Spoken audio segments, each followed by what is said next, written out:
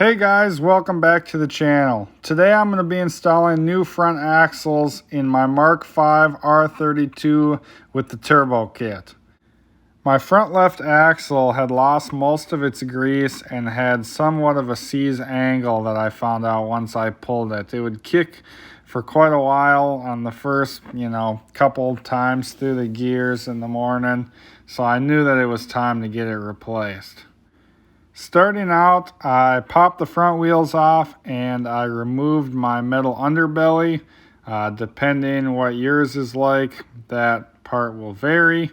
From there, I popped the 6 axle bolts on each side that mount the axle to the transfer case. And then I started in on the left side here, taking the big axle nut on the end out.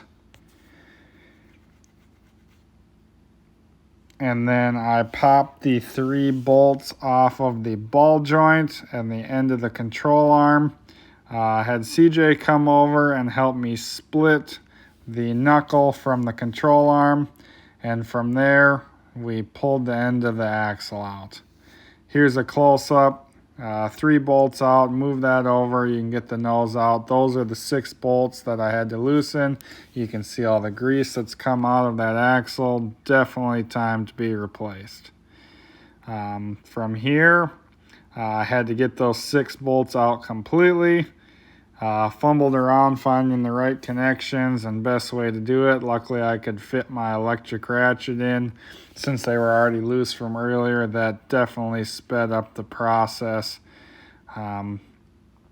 Cranking by hand would take a heck of a long time. Once the 6 bolts were out, I was able to just push that knuckle out of the way and the axle fell right into my hand. And shout out to Raxles out of Florida. That's who I went with for these. Everything's super clean, organized, has all the specs on there as far as torque goes, so that was really helpful. Set the torque wrench to 59 foot-pounds to crank down these axle nuts. I guess they're more like axle screws or bolts. I don't know. I don't really care what they're called, I guess. This can be a little bit tricky. Make sure the cup sits in there all the way. You don't want these axle bolts going in crooked. Luckily, I caught myself before things got ugly. But the cup did kind of slip out on me. Called CJ over and he helped me hold it in while I started the first one. All good from there. And then we cinched that end one down, and that is 148 foot-pounds plus a quarter turn. That was quite the process. CJ had to come in and do that for me because he's a little bit stronger. From there, I'm a little bit behind. We moved over to the right side. Same process goes pretty much. I had already loosened those 6 from earlier in the video, popped the end axle nut off, popped the ball joint. He helped me pull that out of the way. The nose of the axle kind of falls into place. CJ was on the other side, turning the wheel opposite so I could get the 6 bolts completely out with the electric ratchet. And from there, the axle falls into my hand. This one, it takes a little bit extra fumbling because it's a touch longer than the driver's side. Got that one out. Stick the new one back in. Make sure the cup sits in there flat. And then line up the splines for the wheel bearing, and that will fall right into place.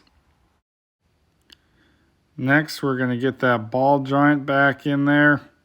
CJ is going to pull that knuckle out of the way and we'll get it to fall back together.